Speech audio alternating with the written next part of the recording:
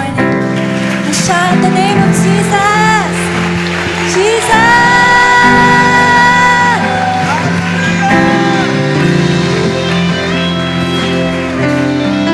Amen. Let's remain standing. Why don't you lift both of your hands to God today? Let's just leave the name of Jesus. Lord God, we want to thank you, Lord, for this great afternoon, Lord. And we say, you are great, Lord. Your love is great. Wala po kami, Panginoon, kung wala po kayo. And this afternoon, we just want to give you praise. We just want to adore your name, exalt you, O God, in this place. Lord, we say we love you. We honor you. We adore you, Jesus. We give you our highest praise. Come on, somebody say, I love you, Jesus. Come on, make it a little louder. I love you, Jesus. Amen. Come on, give God praise. Yung mas malakas, para kasi kay Lord yan eh.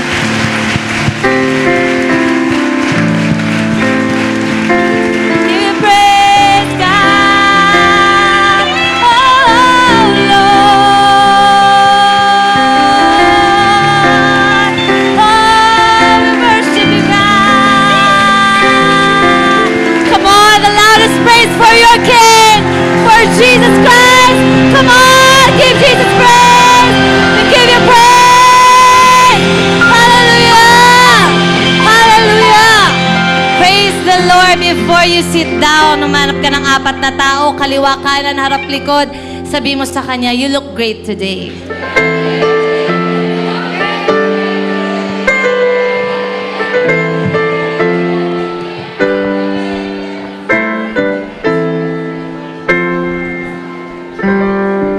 Praise God. How many of you are excited to hear the Word of God this afternoon? Sino sa inyo, sa sobrang excitement mo, nagdala ka pa ng VIP? Sino dito meron kang dalang VIP? Pwede po bang tumayo? Ang lahat ng aming mga first-timer, this is your first time attending All for Christ Church. Wow! Capital W-O-W. Wow, good job. Welcome to All for Christ Church. Hi po. Welcome to All for Christ Church. Welcome to All for Christ. We are very glad that you are all here. Isang malakas na palakpak mula sa atin para sa kanila. Good job, guys. Pwede na kayong maupo. All right. So right now, we are going to proceed with the word of the Lord. Sino sa inyo excited ka dahil may dala kang Bible? Sabi ba? Wala. Sino may dalang Bible? Taas ang Bible. Taas, kahit nasa tablet. Kahit nasa papel, sinulat mo, cover to cover. All right. So, let's proceed to the Word of God. But before that, ang topic natin today ay about discipline. So, we're still on the series of Great, Large, Magnificent. And then, dun tayo sa subject na crossing over. And as we cross over, kailangan daw natin ng disiplina. Sino dito masasabi mo meron kang disiplina? Yung tipong pagising mo kanina, tiniklop mo yung kumot mo. Sabi mo sa katabi mo, yun lang. Nalimutan. Okay, yung tipong pag kumain ka, pinagkainan mo, hindi mo lang iiwanan yung pinagkainan mo sa table. Na para bang ang tingin mo sa nanay mo ay yaya. Dab, yaya. Yung pag sa school, kumain ka sa kantin, hindi mo iiwanan na kabuyang-yang. Sino dito masasabi mo may disiplina ka? Gumanong ka, yung walang disiplina, gumanong-ganon ka na lang sa akin. Okay, so now we will talk about a story, very wonderful story in the Bible, ng mga tao na nagkaroon ng disiplina at dahil sa disiplina nila, nakaranas sila ng tagumpay. Sino sa inyo gusto mo makaranas ng tagumpay? Yes. Tagumpay sa school? Yes. Tagumpay sa board? Yes. Tagumpay sa sahod? Yes. Tagumpay sa love life? Yes. Mas malakas. Ulitin ko. Tagumpay sa love life? Laksang si Saldi, talaga namang convicted na convicted. Yes! Alright, sige, tunghayan natin kasi excited na kayo. Joshua 6:1-21, and we will read on the English Standard Version. Alright, so listen carefully. Gusto kong subaybayan ninyo yung flow ng kwento para mas maunawaan natin yung points ko later on. Now, Jericho was shut up inside and outside because of the people of Israel. None went out, and none came in. And the Lord said to Joshua, See, I have given Jericho into your hand with its king and mighty man of valor. Ayan na naman yung valor. Sabi mo sa katabi mo, ayan na naman siya. You shall march around the city, all the men of war going around the city once. Somebody say once. Thus shall you do for 6 days. Somebody say 6 days. 7 priests shall bear 7 trumpets of ram's horns before the ark. On the 7th day, you shall march around the city 7 times. Somebody say 7 times. And the priests shall blow the trumpets. And when they make a long blast with the ram's horn, when you hear the sound of the trumpet, then all the people shall shout with a great shout, and the wall of the city will fall down flat, and the people shall go up, everyone straight before him. So Joshua the son of Nun called the priests and said to them, Take up the ark of the covenant, and let 7 priests bear 7 trumpets of ram's horns before the ark of the Lord. And he said to the people, Go forward. Sabi mo sa katabi mo, go forward. March around the city and let the armed men pass on before the ark of the Lord. And just as Joshua had commanded the people, the 7 priests bearing the 7 trumpets of ram's horns before the Lord went forward, blowing the trumpets with the ark of the covenant of the Lord following them. The armed men were walking before the priests who were blowing the trumpets, and the rear guard was walking after the ark, while the trumpets blew continually. But Joshua commanded the people, You shall not shout or make your voice heard, neither shall any word go out of your mouth until the day I tell you to shout. Then you shall shout. So he caused the ark of the Lord to circle the city, going about it once, and they came into the camp and spent the night in the camp. And the 7 priests bearing the 7 trumpets of ram's horns before the ark of the Lord walked on, and they blew the trumpets continually. Somebody say continually. And the armed men were walking before them, and the rear guard was walking after the ark of the Lord, while the trumpets blew continually. And the 2nd day, they marched around the city once and returned into the camp. So they did this for 6 days. And the 7th day, they rose early at the dawn of day and marched around the city in the same manner 7 times. Somebody say 7 times. It was only on that day, listen to this, ang ganda nito. It was only on that day that they marched around the city 7 times. And at the 7th time, when the priests had blown the trumpets, Joshua said to the people, Shout, for the Lord has given you the city and all that is within it shall be devoted to the Lord for destruction. Tanong mong katabi mo, nagets mo ba? Sabi mo sa kabila, nagets mo, Day?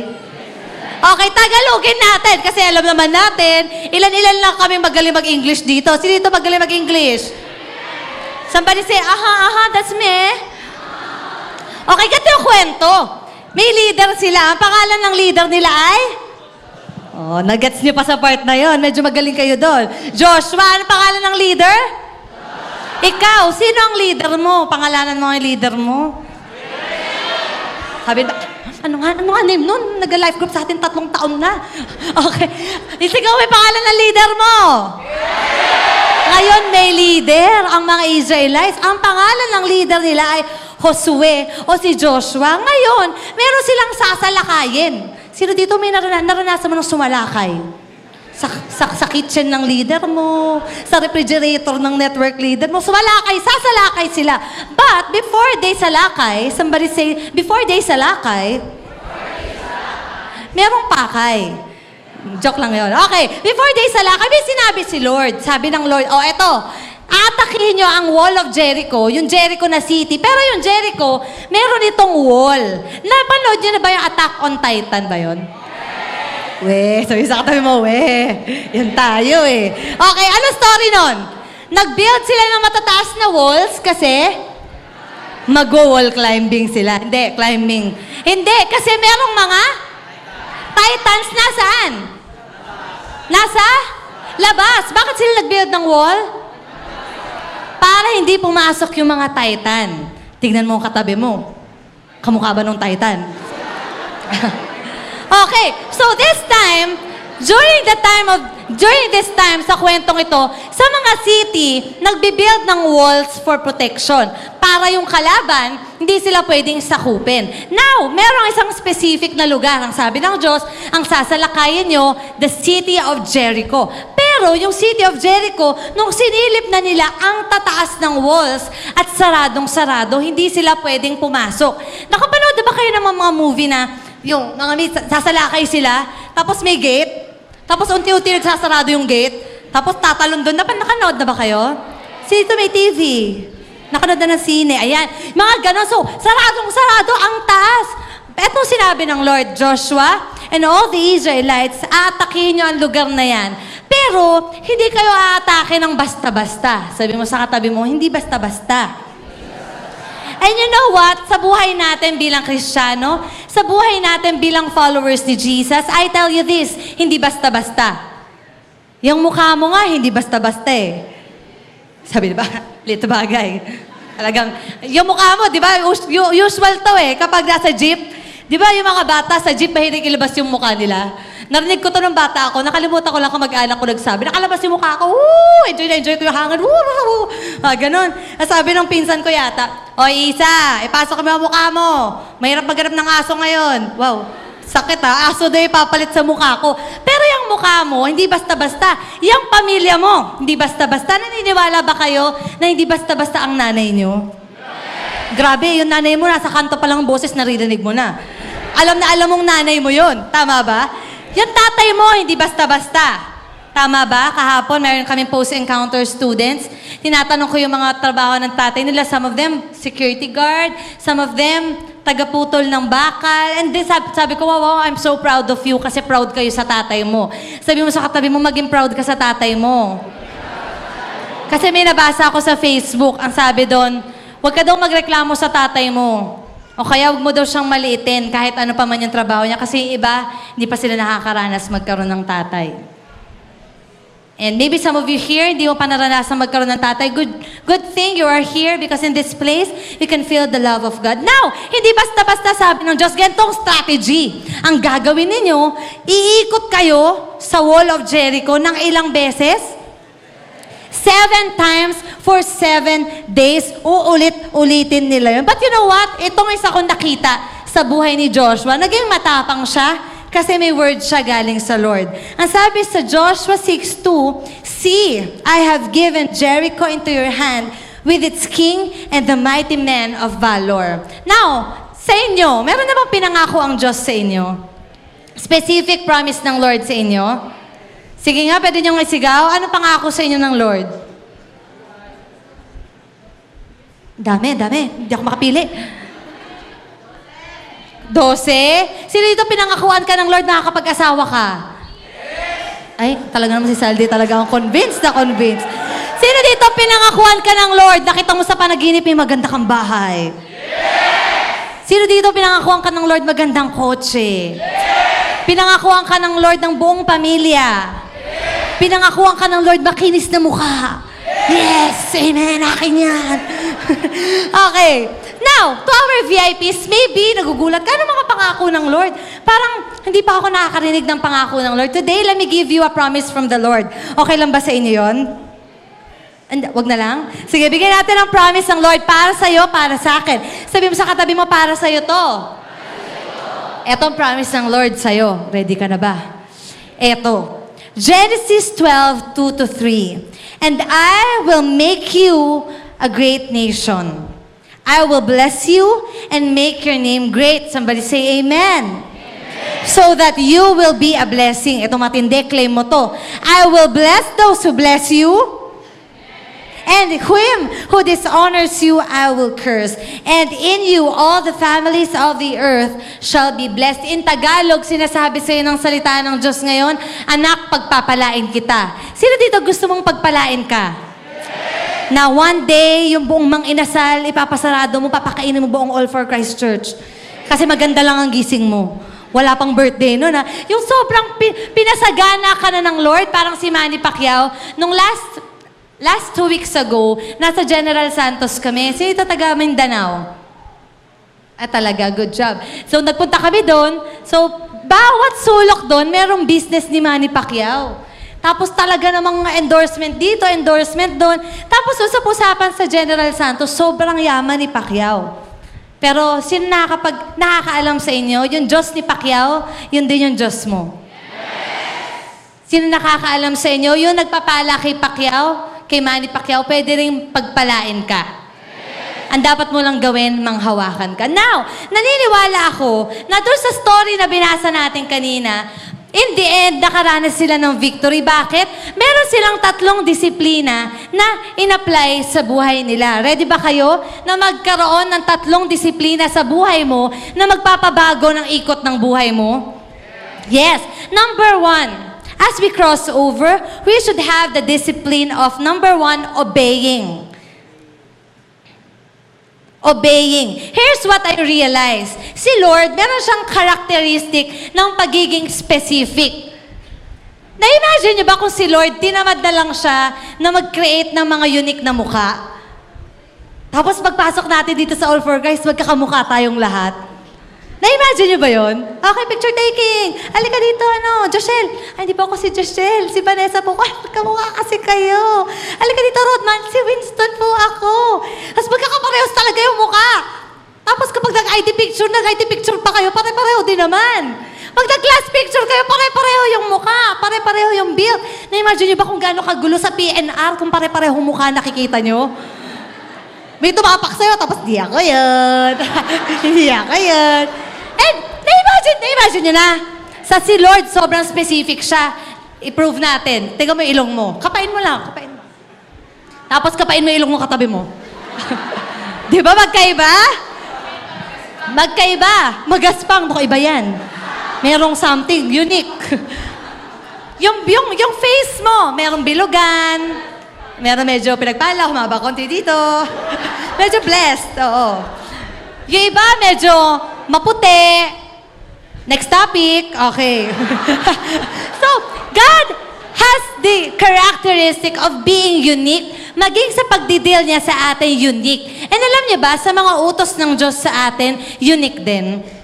Hindi porke may sinabi ang Diyos sa akin, yun na rin yung sinasabi niya sa'yo. For example, tinawag ako ng Lord to be a full-time pastor. It doesn't mean na si Ate Joshelle, tinatawag na rin siya ngayon, maybe in the future, mag-full-time pastor. O kaya, yung kuya ko, nag-work siya sa corporate world. It doesn't mean na nag-succeed siya doon. Dapat ako rin, ganun na rin yung maging future ko. Kasi dapat marinig ko specifically, Lord, ano yung gusto mong ipagawa sa akin? And right now, dito sa kwentong ito, ang specific instruction ng Lord sa Israelites, hindi agad atake, hindi agad sugod, hindi agad pambobomba, hindi agad granada, pero ang specific instruction ng Lord, mga anak, sa 7 araw o sa loob ng 1 linggo ang gagawin nyo, rarampa muna kayo. Sabi mo sa katabi mo, rampa time. Rumampa sila. Na-imagine nyo ba, nung moment na to, yung mga Israelites, yung mga umikot-ikot sa wall ng Jericho, wala silang ginawa. Hindi sila inutusan ng Lord na may dala kayong mga bomba, tapos sa pag-ikot nyo, ibato nyo doon, ibato nyo ng ibato para unti-unti na silang namamatay. Hindi.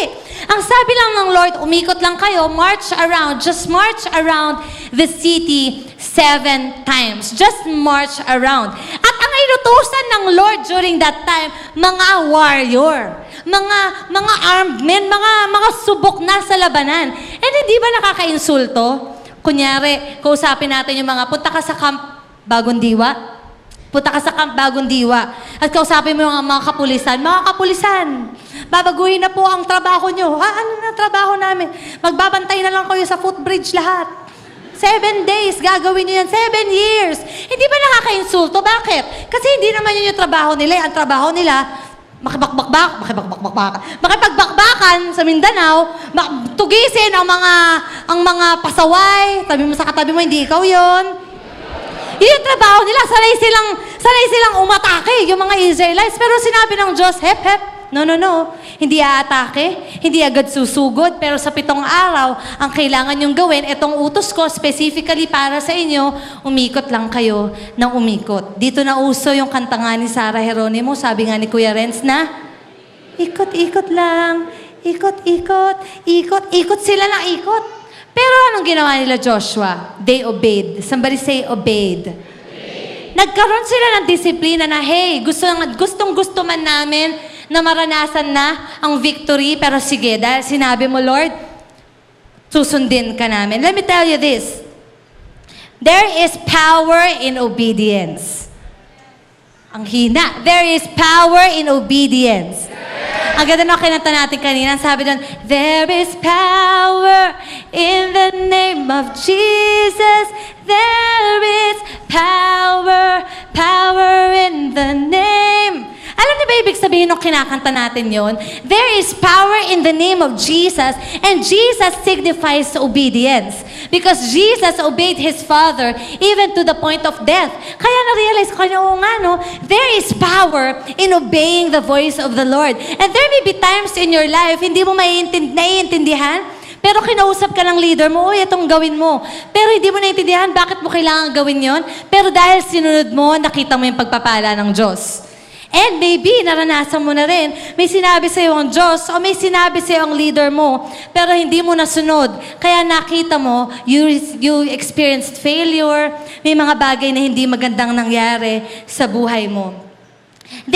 Yung Israelites, they had this attitude na, no matter what you say, Lord, I'm gonna do it. Sabi mo sa katabi mo, dapat ganon ka rin. No matter what you say, Lord, ano ibig sabihin nun? May disiplina sila na kahit anong sabihin ng Diyos, siyang gagawin nila. Meron na ba kayo experience in your life as a student na meron pinapagawa sa inyo si teacher, although hindi nyo kayang gawin, pero kailangan yung sundin? For example, reporting. Sino dito mahiyain ka talaga? Yung hiyang-hiya ka talaga mag-report. May mga nakataas na kamay. Ganyan, Kim? Mahiyain? Okay. Kuya Reg! Di ba siya? Doesn't show. Okay, so mahihain ka. Pero sinabi ng teacher mo, okay, guys, iikot tayo buong classroom mula row 1 hanggang row 4. Aray ko, sumabit ako. Alright, mula row 1 hanggang row 4, lahat kayo magre-report. Kahit ikaw, nakakatog ka na, hindi ko kaya mag-report.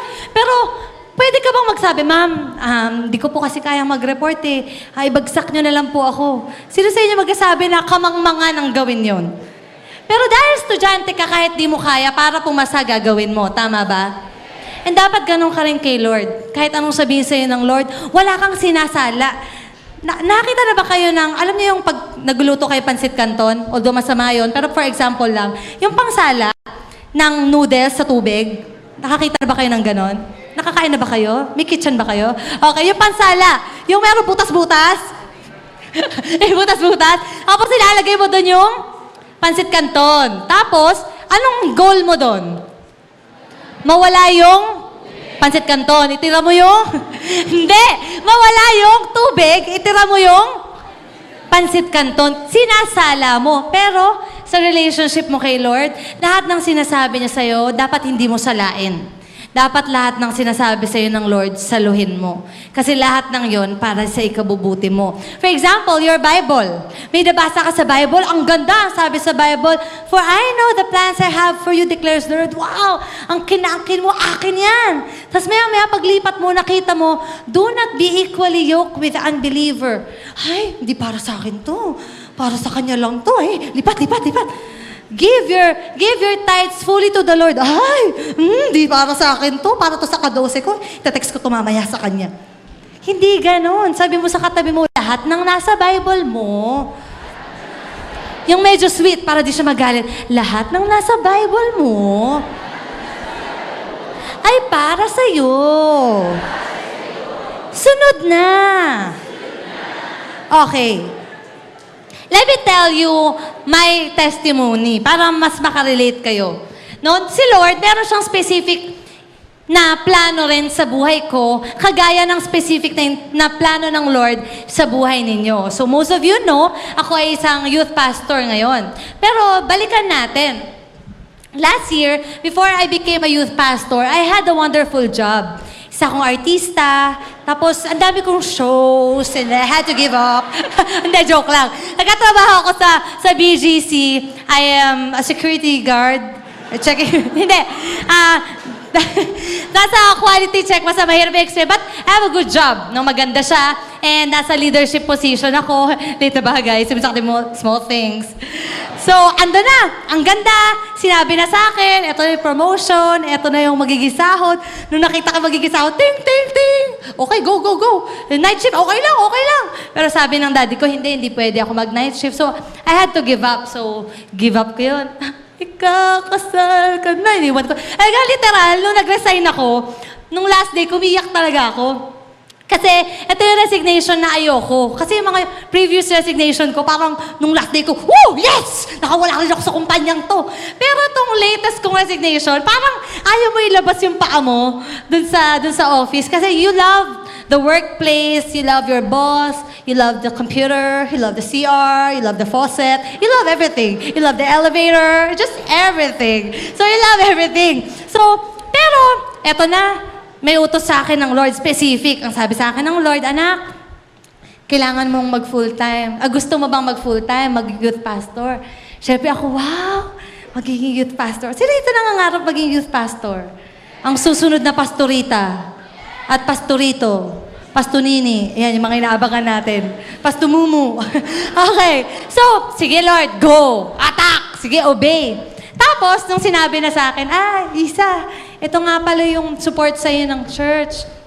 Talagang, hindi ko lang pinahalata kay Pastora Lynn, pero talagang lumunok ako. Pero sabi ko, okay lang po. Okay lang po. And really, during last year, talagang hindi nyo lang siguro nahalata ng mga ka-close ko, pero yun yung taon na talaga namang katipid-tipiran ako. Talagang, literal, yung wallet ko lagi nauubusan. And there were times na mag-aayaan yung mga kaibigan ko. Hindi nila to alam ngayon ko lang to sinasabi kasi yumaman na ako. Joke lang. Okay, so, nag-aayaan sila. Tapos ako, pag titingin ako sa wallet ko, wala nang laman. As there are times talaga, nakwento yata to ni Ate Je, binigyan niya ako ng tawag doon, debit card. Tapos dahil napakabuti nilang mga kapatid ko, at saka ni Kuya, binigyan nila ako ng debit card. Tapos yung debit card na yon, may picture nyo ng Radicals para panggastos ko daw yon every time na may ministry ako, ganyan. So, nahihiya talaga ako every time tatawag ako kay ate. Ate, wala akong pera, te. Pwede, padagdag naman, te. And there are times, si Ate Jel lang nakakaalam nito. Talaga, literal, for a long time last year, there are times, nandito ako sa office, pupunta ako sa CR, iiyak talaga ako. Talagang iiyak ng hinagpis, Talagang, gano'n. Tapos tatext sa ate, not just because of finances, but because of many dreams in my life na gusto kong ma-achieve. No, I want to save up, pero hindi ako makapag-save. And many other things na alam na pag forerunner ka, makaka-relate ka.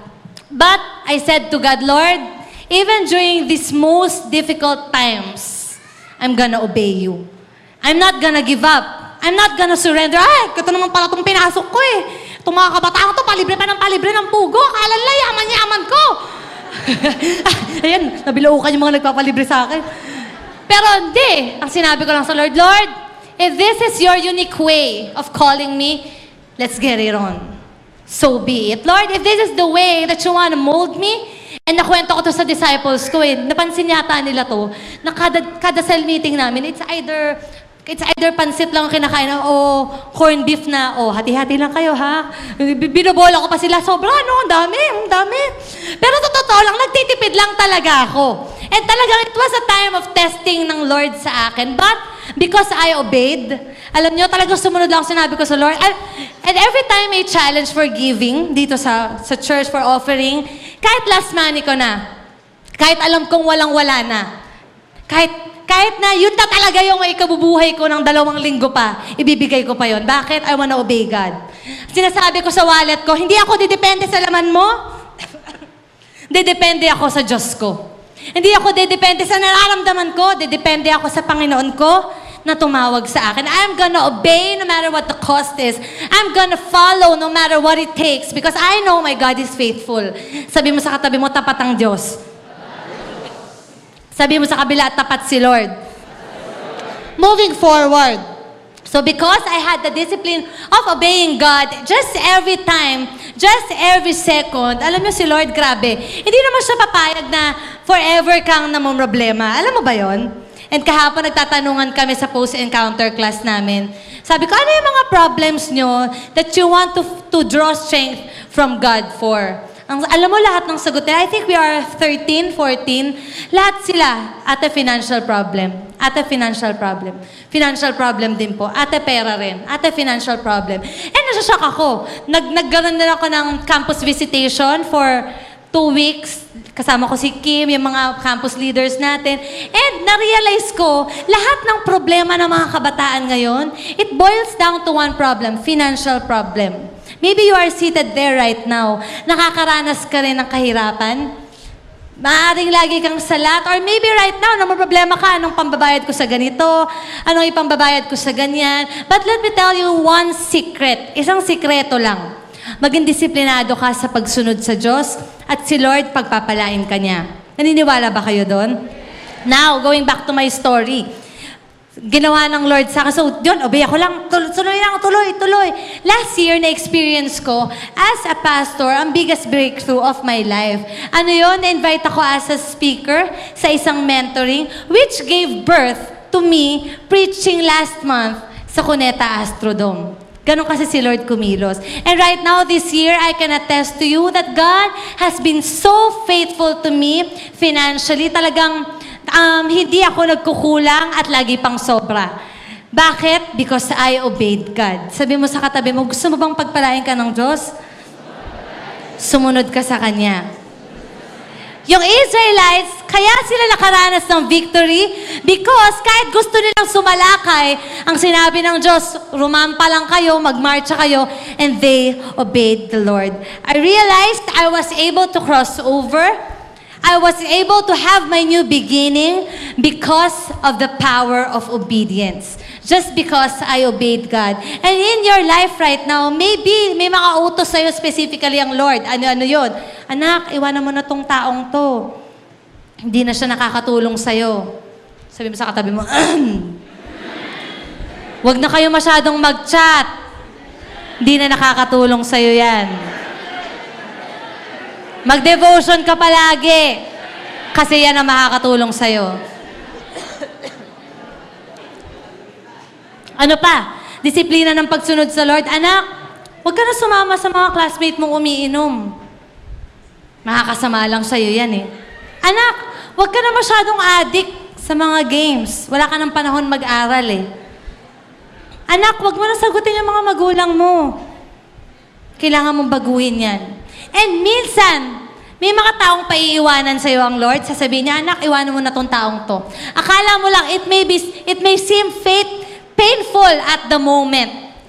Pero kapag nilet go mo, sumunod ka sa Diyos, makikita mo yung mas mabuting bagay, mas mabuting tao na ibibigay sa'yo ng Diyos. Wag na wag natin iisipin na ang KJ ng Lord. Let me tell you this, God is not KJ. Hindi siya killjoy. Sabihin mo nga, my God is not killjoy. He is the source of joy. Ang ganda ng kanta natin, You have given me a joy that won't stop and will never leave, so I will praise you with gladness, for you are good. Gusto mo talagang maging maligaya? Sumunod ka sa Panginoon. Have the discipline of obeying God. Number 2, I love this point. Have the discipline of waiting. Ang sabi sa Joshua 6:3-5, ang utos sa kanila ng Diyos, hindi lang kayo mamarcha ng unang beses, pero 7 araw kayong maghihintay. Sino sa inyo, hirap kang maghintay? Ayaw mo yung naghihintay. Kunyari, may meeting kayo ng ka-12 mo, kaibigan mo, uy guys, kita-kita tayo sa SMB. Anong oras? 4:00. 4:00, nandun ka na, tinext mo sila, guys, asa na kayo? Lahat sagot nila, on the way na. Pero maliligo pa lang. Tapos, tinext mo ulit, asad ka na? Bikutan na, grabe traffic. Pero nakailang jeep na nung pinagmamasdan mo. Ang hirap maghintay, sa totoo lang. Sino dito nakaranas ka ng pumunta sa NBI? Kukuha ng NBI clearance. Ang hirap maghintay doon. Sobrang yung pila doon, parang bituka. Yung talagang palipat-lipat, passport, ano pa ba yung mga bagay na nag-aantay ka. Nakakabore. Sa totoo lang nakakabore maghintay. And in our lives, maybe the Lord is telling us, anak, may mga bagay, kailangan mo lang hintayin. Kasi dito sa Israelites, ang sinabi ng Lord sa kanila, hindi agad-agad sugod, pero sa pagsunod nyo sa akin, kailangan nyo pang maghintay. Sabihin nyo nga, maghintay. If we want to cross over to our next level and our new beginning, we should have the discipline of waiting. Mahirap, pero itong sinasabi ko sa inyo, pag natuto kang maghintay, yung tagumpay mo mas masarap. Pag natuto kang maghintay sa Panginoon, mas mararanasan mo yung joy of your victory. Joshua and the Israelites were instructed by the Lord to wait for 1 week. Now, get to yung sitwasyon. Imagine na natin, pingin nga akong tatlong lalaki na makikisig, reliable, mababait, masunurin. Isa pa. Akala ko si Jonas. Ayan. Sige, halika dito, Sandro. Ayan. Kunyari sila yung mga Israelites. Tapos, pingin ako isang matangkad na tao. Si Ramon. Ayan. Sila yung Israelites. At si Ramon ang wall. Okay. Si Ramon yung wall. Dito ka, Ramon. Diyan ka dito. Tanik ka pa para wall na wall. Ang tangkad ni Ramon. Okay. So, sinabi ng Lord, okay, go. Sumunod na kayo. Sige. Marcha kayo. Marcha pa ganon. Marcha. Tapos, sige, marcha. Pabalik-balik lang kayo. Marcha lang kayo, pabalik-balik. Tapos, yung mga tao sa loob ng wall ng mga kalaban nila, nakikita sila. Halay, sige, marcha lang. Sino ba itong mga baliw na to? Marcha. Hoy, mga baliw! Wala kayong magagawa, kakamarcha nyo dyan. Hindi nyo kami matatalo. Magkakamukha pa kayo tatlo, mga buhok nyo. Hindi nyo kami matatalo. Sige, marcha lang. Ay, mga talulan! Mga fashionista! Ano to? Fashion show! Talaga, iniinsulto sila. Pinagtatawanan sila. Nakakahilo na ba? Sige, ikot pa. Pinagtatawanan sila. Tapos, nararamdaman nila. Sige, stop. Sino sa inyo, kamusta naman yung wall? How does it feel to become a wall? Okay. Kapag ikaw ba na-insulto, masarap? Kunyari, sinabihan ka, bobo mo. O kaya, nag-compute kayo sa math sa school. Tapos patulong naman ako. Tapos sinabi, di mo alam yan, magta-transpose lang. Bobo. Ano mararamdaman mo? Masakit. Eto pa, kunyari, sino dito kasali kayo sa, naranasan nyo na sumali sa mga laro? Okay, nandiyan ka lang. Naranasan nyo na sumali sa mga laro, yung mga volleyball sa school. Nung high school kasi ako, I'm sorry. Nung high school ako, PE namin yung volleyball. And kung kilala nyo ako, hindi ako sporty na tao. Pero dahil PE ko siya, kailangan ko siyang gawin para magka-grade. Eto na. Tuwing magsaserve ako, kabado ka. Ito na, serve na. Asa gagaling ng mga kaklase ko talagang gaganda pa pa yung mga buhok. Ako na. Pag magsaserve ako, alam niyo yung bitin, paling, lahat parang wow. Tapos every time magsaserve ako, support. Tapos ako talaga, ano ba yun? Nakakahiya. And it doesn't feel good to be insulted. And anong nagiging resulta nun? Kapag nai-insulto ka, ang gusto mo nang gawin, huminto. Ayoko na lang. Iniinsulto na lang pala ako ng mga tao eh. And during this time, na yung mga Israelites, nagpapaikot-ikot sila sa wall. Ang dami nilang naririnig na insulto. Pero dahil sinabi ng Diyos, anak, 7 araw.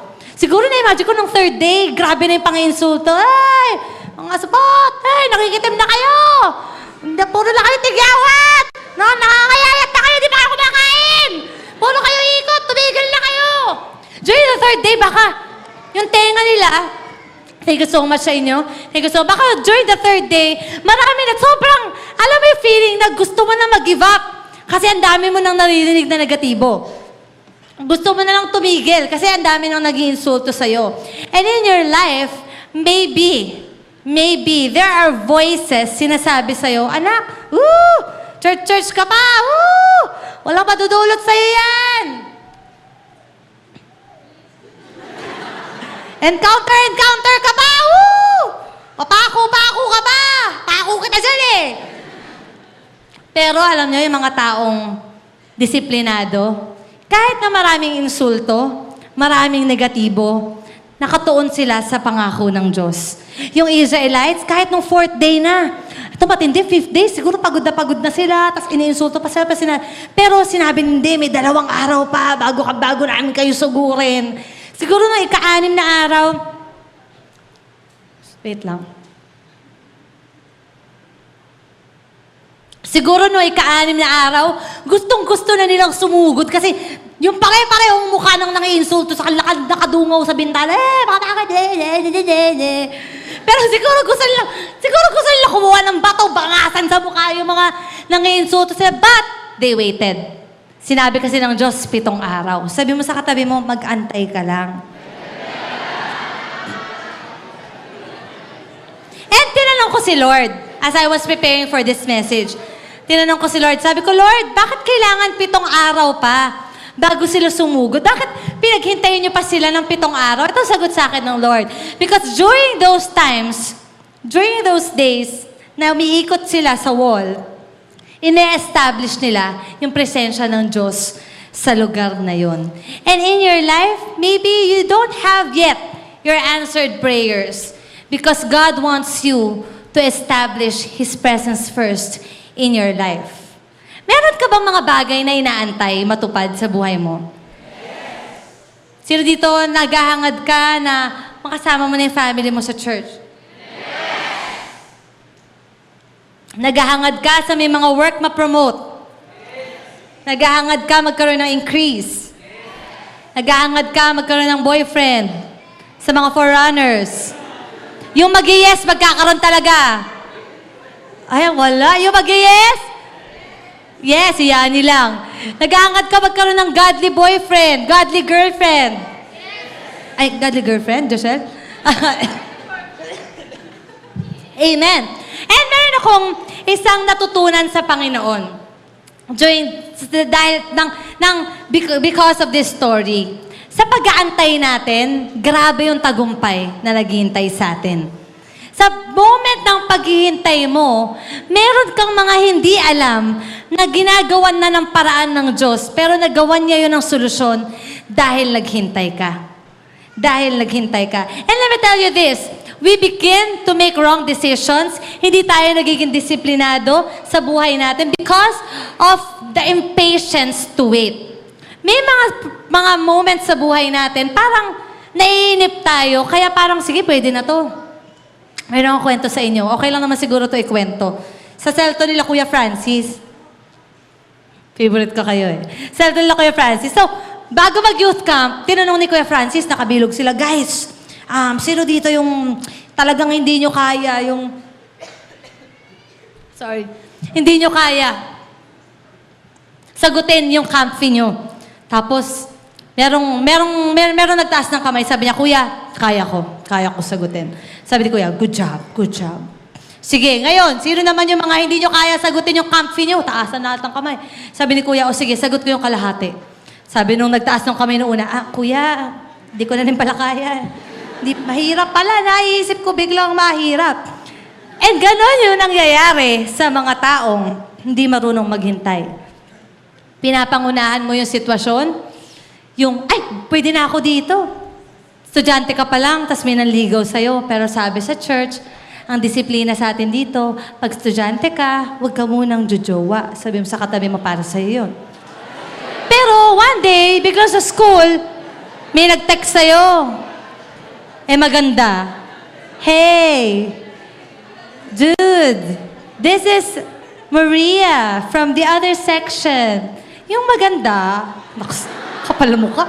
Ako yung maganda doon. The only pretty there. Tapos hindi ka nag-reply kasi noong una inisip mo, hindi. Sabi ng leader ko, hindi ako pwede makapag-text, hindi ako pwede makapag-chat. Eto, pagbukas mo ng Facebook, nag-chat. Hey, gusto ko lang makita kung na-seen mo na. Yung chat ko. Tapos, nag-reply ka. Una, pa-hi-hi ka lang. Hi, hello. Kumusta may project natin? Hindi naman kayo magkaklase. Kumusta naman to? Yung assignment, ang grabe to, ng mga pangyayari. Pag-usapan natin yung nangyayari sa EDSA.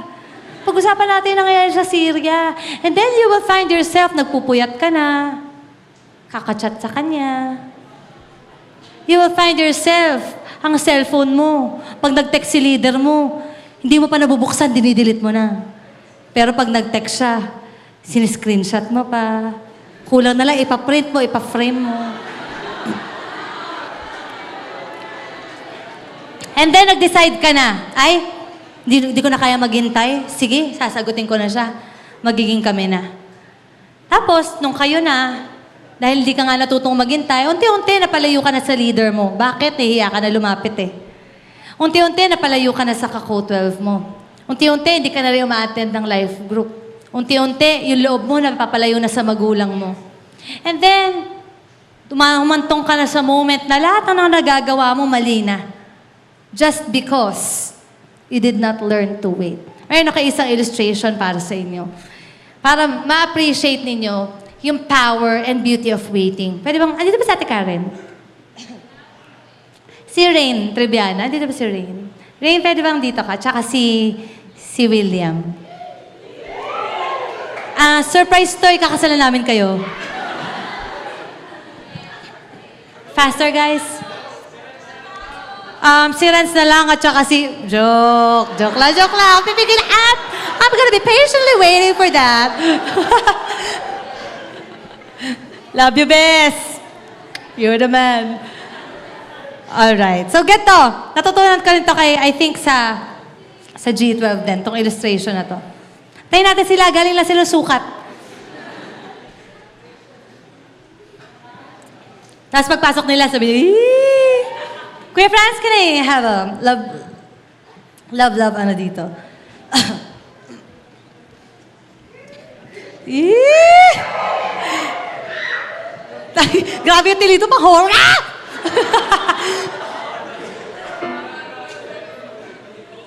Okay. Ay, horror. Diyan si William, doon si Rain. Rain, doon ka rin yan. Ganito daw yung beauty. Listen to this, young people. This is for you. And this is an illustration that I want you to hold on for the rest of your life until naikasal kayo sa tamang tao. Kasi ito yung pinangahawakan ko rin ngayon. Meron ditong gwapong lalaki. At meron ditong magandang babae. Pangalanan natin silang si Alden at si Yaya Dab. Now, ganito yung picture ng taong parang Israelite. Sige, 7 days ba yan? Aantayin namin. Lord, dahil sinabi mo 7 days, hindi pa pwedeng umatake sa love life. 7 years, hindi pa pwede. Amen?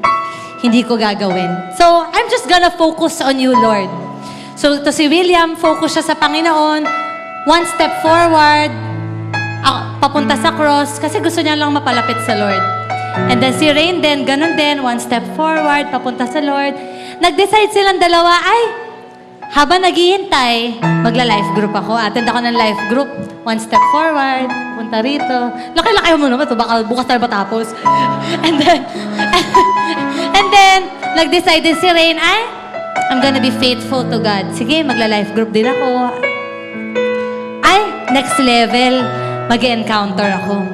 Forward. Ay, si girl, ito yung picture na hindi pa nila alam dalawa na sila ang para sa isa't isa.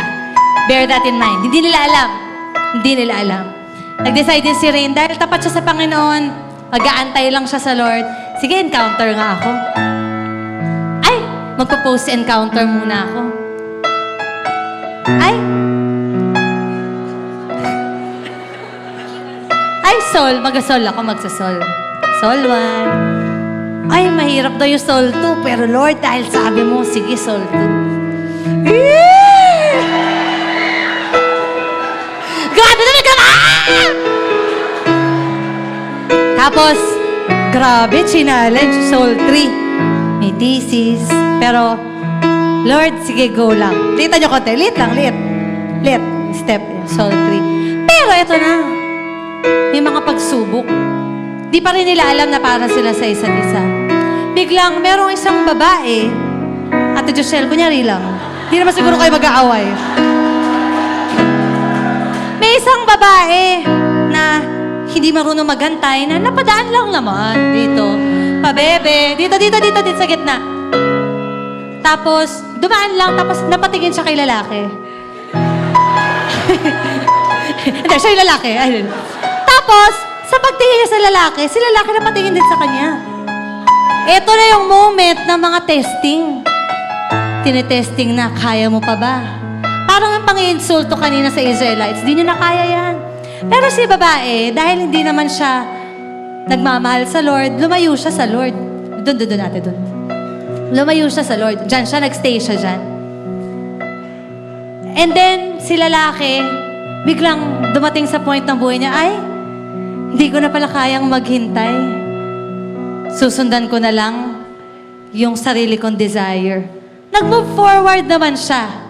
Pero yung pag-forward niya, papunta ron. Pero si babae, sinabi niya, Lord, naiiyak ko si Ray, hindi to totoo ah. Pero si babae, nag-decide siya, Lord, paprotektahan ko ang buhay ko. Maghihintay ako sa tamang panahon. Forward siya. Naging leader siya. Naging network leader. Andun na siya sa altar ng Diyos. Ready na siya eh. Hawak na ni Lord yung kamay niya. Pero, pagtingin ng Lord sa kanan niya, kukunin niya rin niya sana yung kamay. Kaya lang biglang, asa na siya? Wala naman siya. Pero dahil tapat si babae, hindi naman niya ahayaan ni Lord na maging single na lang siya. Hindi naging tapat yung una. Meron akong mas the best para sa'yo. Piola Pascual, come in.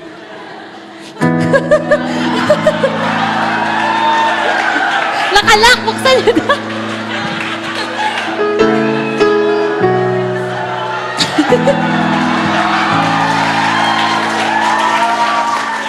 Tapos, eto na si Piolo.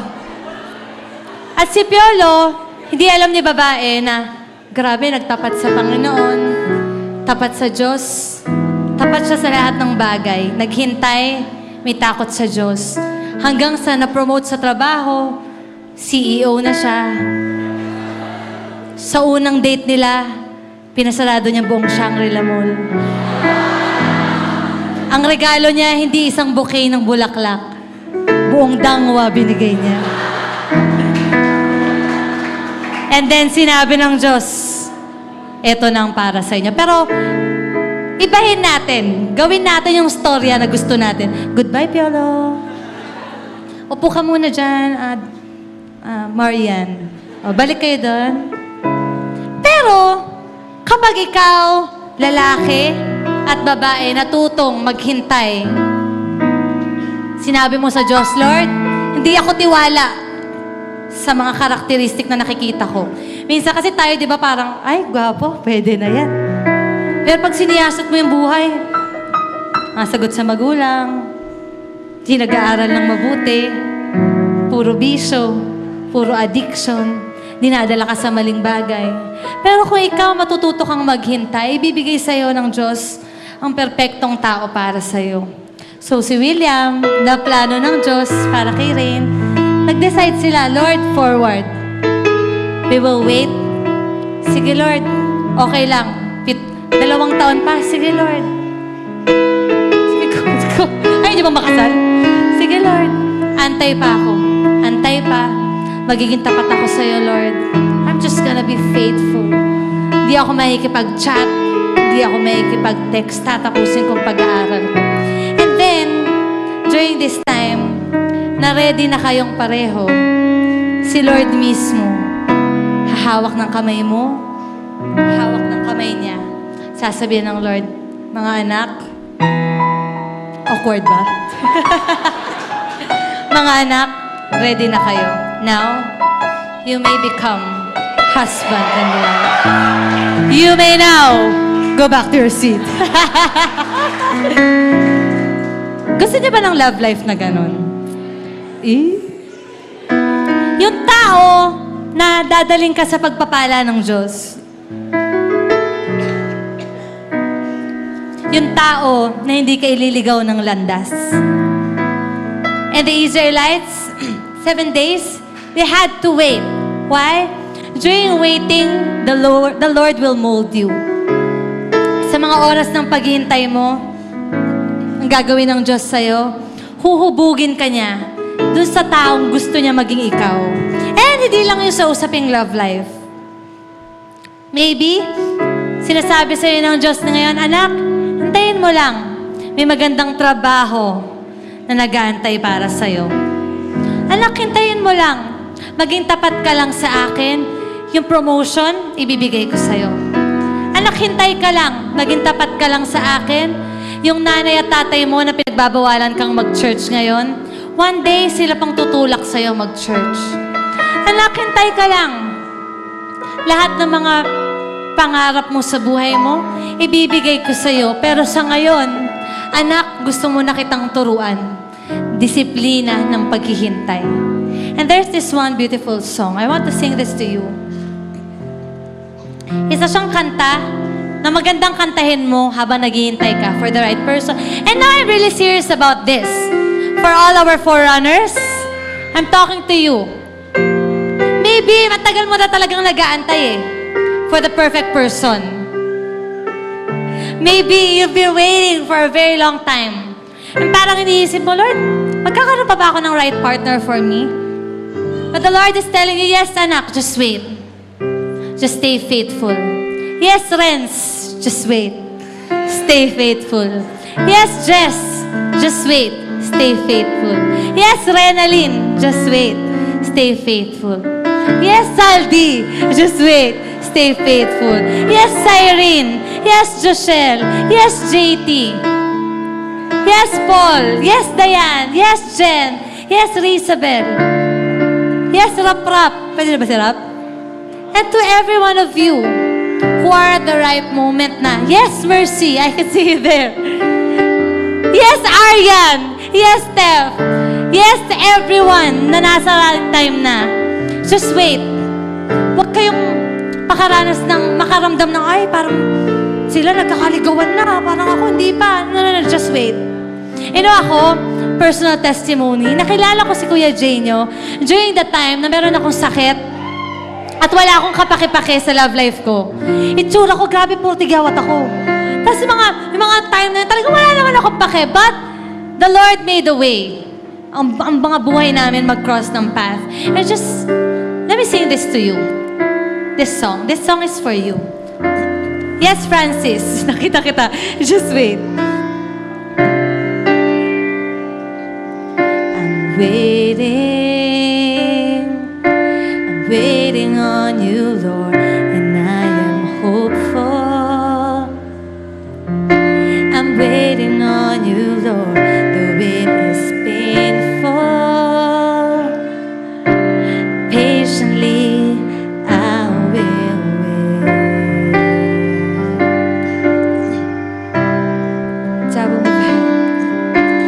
I will move ahead, bold and confident. I'll be taking every step in obedience while I'm waiting. I will serve you while I'm waiting. I will worship while I'm waiting. I will not faint. I'll be running the race even while I wait. Sabi mo sa katabi mo, tay ka lang. Sabi mo sa kabila, konti na lang. Hintay ka lang. And lastly, point number 3, we should have the discipline of abstaining. Ano yung abstaining? Ito yung hindi paggawa sa mga bagay na ayaw ipagawa sa iyo ng Diyos. Doon sa sumusunod na story, now, eto na, naghintay sila ng matagal na panahon, but, 7th day, eto na, bumagsak na ang wall of Jericho. Lahat sila pumasok, umatake at nanalo sila. Sino sa inyo nakakaalam na kapag ikaw sumunod, ikaw naghintay, mananalo ka? Eto na, nanalo na sila. But then, may isang bilin ng Diyos sa kanila. Ang sabi ng Diyos, pag pumasok na kayo sa Jericho, eto lang ang hindi nyo dapat gawin. Hindi nyo pwedeng kunin ang mga gamit ang mga bagay. Dahil yan, ang mga bagay na yan, ang mga kayamanan na makikita nyo sa loob ay hindi para sa inyo, kundi para sa Diyos. And then there's this one story, kung babasahin nyo yan sa mga sumusunod na verses, meron silang isang kasamahan, ang pangalan niya ay Achan. A-C-H-A-N. Nag-iisa siya na lumabag sa utos ng Diyos. Yes, pasado siya, sumunod sila sa pag-atake. Naghintay naman sila. Pero nung nakapasok na sila, naisip niya, ay, baka pwede naman, magkasala na ako. Kinuha niya yung mga ibang gold, jewelries, tinago niya sa ilalim ng tent niya. And then, meron silang susunod na laban. Nagulat silang lahat, natalo sila. Iyak sila, Lord, ba't kami natalo? Umiyak si Joshua. Ang sabi ng Diyos, come on, Joshua. Sabi niya, bakit ka umiiyak? Natalo kayo. Hindi dahil sa hindi ako tapat, pero dahil may isang tao sa inyo hindi naging tapat. Look around you, Joshua. Meron diyang nagkasala. And then, story goes on. Hinanap nila, sino yung nag-iisang tao na nagkasala sa tribo natin? Bakit tayo natalo? Ito, nakakahiya pa yung nangyari. Lumabas sila buong tribe. Tapos sinegregate ng Diyos yung tribe nito. Sinegregate sila by clan. Sinegregate sila by family. Hanggang sa lumitaw yung nag-iisang tao, nagngangalang Achan, na nagkaroon ng kasalanan laban sa Diyos. At tinanong siya, bakit mo yun nagawa? Ang sabi niya, kasi naakit ako sa mga kayamanan na yun eh. Kaya kinuha ko. At yun ang dahilan kung bakit nauna, nanalo naman sila, naka-crossover naman sila. Pero dahil may nagkasala, natalo sila. Let me tell you this, kapag hindi ka sumunod sa Diyos, kapag ilalagaan mo ang kasalanan sa buhay mo, you hinder the blessings of the Lord over your life. May magagandang plano ang Diyos eh. Gusto naman niya maging matagumpay ka eh. Pero dahil sa hindi pagsunod, nawala ang mga pagpapala. Sin will hinder you from being disciplined. Sin will destroy your life. Sin will hinder the blessings of God for your life. Why don't we make it a commitment today, Lord? As I obey you, I will wait and I will abstain from sin. Lord, didisiplinahin ko ang sarili ko na alam ko naman ang tama at mali. Ito ang nakakabilib eh. You know, in this church, we always hear of commandments, bawal ganito, bawal ganyan. Si leader mo sinasabi sa iwasan mo to, iwasan mo yan. But bakit may mga moment, alam mo naman yung tama, pero pinipili mo pa rin yung mali. Tapos magtataka ka, iiyak ka sa Diyos, Lord, bakit naman ganito yung nangyayari sa akin? Bakit ganito? Nagkakagulo kaming pamilya. Bakit hindi ako pinagpapala? Check your heart. Maybe there's a sin that you are protecting in your life. Nobody sees your sins. Maaari, hindi naman nakikita ng iba. Hindi naman nakikita ng leaders mo. Because we cannot watch over your life 24/7. But let me tell you this, God sees you. Every second, every minute, just every hour, nakikita ng Diyos sa mga ginagawa mo. At ang mga nakikita ng Diyos na tapat, magsasabi sa Kanya, Lord, I'm gonna abstain from sin. I'm just gonna follow you all the days of my life because I know ang mga katagumpayan, makukuha ko lang kapag sinunod kita at tumalikod ako sa kasalanan. We are not perfect people here, but praise the Lord, because by His Word, we can be made better people. Ang tanong, magdidesisyon ka ba sa buhay mo na lahat ng gagawin mo mula sa oras na to, hahayaan mo na lang ang Diyos na manguna sa'yo. Hindi mo siya pangungunahan. If that is your prayer, before that, I would like to talk to our first-timers. Meron ba tayo mga first-timers in this place today? VIPs? Okay lang ba na samahan kayo ng mga nag-invite sa inyo to move forward? I would just like to shake your hands and welcome you here. Okay lang yan, huwag kayo mahiya. Good job. Welcome to Upper Christ Church. Wow. Praise God. Hi. Welcome to Upper Christ Church. Sige, harap po kayo sa akin. I'm gonna talk to you. Harap po kayo sa akin. Harap kayo sa akin, dear. Yan. Meron lang akong i-share sa inyo. Praise God! Wow! Welcome to All for Christ Church. Hello! Welcome to All for Christ Church. Hi. Ako si Pastora Isa, Pastorita Isa. And you know, all these things, pinag-uusapan natin, new beginning, pag-crossover. May mga bagong bagay kasing gusto iparana sa atin ng Diyos. Gusto niyo ba yun? Bagong buhay, bagong pag-asa, mga bagong bagay. Before we experience all these new things, all these crossing overs, kailangan muna nating may gawin sa buhay natin. Meron tayong kailangang talikuran at meron din tayong kailangang harapin sa buhay natin. The Bible says, "For all have sinned and fall short of the glory of God." Ang lahat daw po ng tao nagkasala laban sa Diyos. And hindi po ako exempted noon. I also have sinned before God. Many sins have I done in my life. But there's this one truth in the Bible.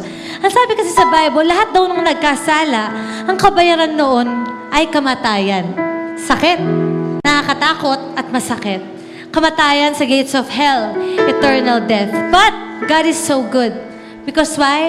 2,000 years ago, through the cross of Calvary, Jesus came on earth to save you and I from our sins. Sinagip niya tayo sa mga kasalanan natin. At isang katotohanan na nakasaad sa Biblia, kung sino man ang manampalataya sa Kanya at sa ginawa niya sa krus ng Kalbaryo, tayo ay bibigyan niya ng buhay na walang hanggan.